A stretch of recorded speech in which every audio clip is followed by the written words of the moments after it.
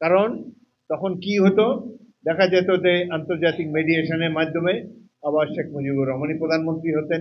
ভারতে যারা পলায়ন করেছে সেই সব এমপি এমএনএদেরকে আবার ডেকে এনে তারা শপথ নিতেন, আবার জাতীয় সংসদে হ্যাঁ বলুন না বলুন এগুলো করতেন, পাকিস্তানি থেকে যেত। আমরা সৃষ্টি করেছে বাংলাদেশ, আপনারা সৃষ্টি করেছেন বাংলাদেশ। এটা এক অকৃতজ্ঞ জাতি যারা এটা স্মরণ করে না, কিভাবে আমরা জীবন দিয়েছি, কিভাবে রক্ত দিয়েছি, কিভাবে মা বাবা পরিবার পরিজনকে ছেড়ে ধেয়ে এসেছে অসংখ্য তরুণের দল। অস্ত্র দেন, যুদ্ধ করব। যুদ্ধ অনেক ভয়াবহ। যুদ্ধে যখন মেশিন গানের গুলি চলে, মাইনফিল্ড পেরিয়ে মেশিন গানে গুলি অতিক্রম করে শত্রুর সাথে হাতাহাতি যুদ্ধ করেছে মুক্তিযোদ্ধারা। কেন করেছে?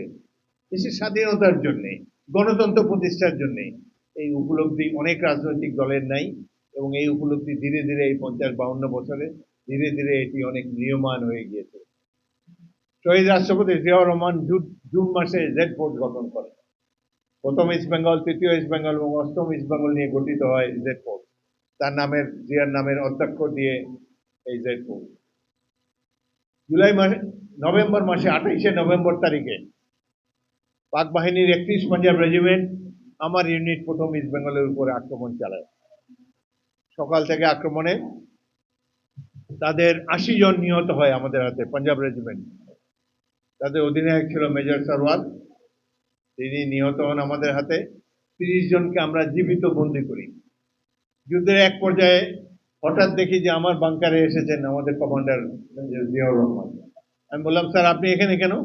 আপনি পিছনে যান। যুদ্ধে নিয়ম হলো যে যত সিনিয়র সে তত পিছনে থাকে। আমাদের মতো তরুণ অফিসাররাই শত্রুর সাথে হাতাহাতি যুদ্ধে লিপ্ত হয়েছে। আমি বললাম, স্যার আপনি পিছনে যান। তিনি বললেন, তোমরা এখানে জীবন দিচ্ছ আর আমি পিছনে বসে থাকবো, এটা আমার বিবেকে লাগে, সেই জন্য আমি এসেছি। তখনও যুদ্ধ চলছে বেতার সেটের মাধ্যমে। আমাদের সাথে একজন ভারতীয় মেজর ছিল, আর্টিলারির ফরওয়ার্ড অবজারভেশন অফিসার বলে, শত্রুর উপরে কামানে গোলা নিক্ষেপ করেন, এবং আমরা যারা পদাতিক বাহিনী তারা, আমাদের সাথে ম্যাপ থাকে, ম্যাপে রেফারেন্স পাঠালে, সেনাবাহিনীতে যারা ছিলেন তারা বলতে পারবে, ম্যাপ রেফারেন্স পাঠালে 3-4 মাইল পিছনে থাকে কামান, আমাদের কামান। তখন ম্যাপে রেফারেন্স পাঠালে তখন কামানের গোলা নিক্ষেপ করা হয় শত্রুর উপরে। সেই সময় আমার বন্ধু captain Mahbubur Rahman, alpha company commander, দিনাজপুরে বাড়ি, তিনি বেতার সেটে শত্রুর উপরে গোলা ফেলার নির্দেশ দিচ্ছিলেন। এবং যখন ওয়্যারলেস সেটে যখন কথাবার্তা হয় এটা সবাই শুনতে পারে, আমরা একই নেটওয়ার্কে ছিলাম।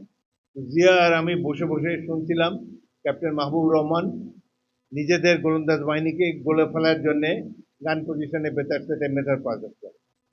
এইভাবে তিনি মেসেজ পাঠাচ্ছিলেন যে, হ্যালো 9, গ্রিন রেফারেন্স 235679। 235679 বললেই উনি ম্যাপে দেখতে পায় যে শত্রুর অবস্থান কোথায়। 235679 1 রাউন্ড গান ফায়ার, মানে একটা করে 6টা করে কামান থাকে, প্রত্যেককে একটা করে গোলা ফেলে। মাহবুবের বলার সাথে সাথে ভারতীয় বাহিনী গান পজিশন থেকে 6টা গোলা ফেললো শত্রুর উপরে। গোলাটি 31 পাঞ্জাব রেজিমেন্টের সেনাদের উপরে পড়ার ফলে এরা অনেকেই গোলার আঘাতে উড়ে গেল। মাহবুব আনন্দে চিৎকার করে বলছে, well done, well done, repeat, অর্থাৎ গোলা শত্রুর উপরে পড়েছে, আবার ফায়ার করো।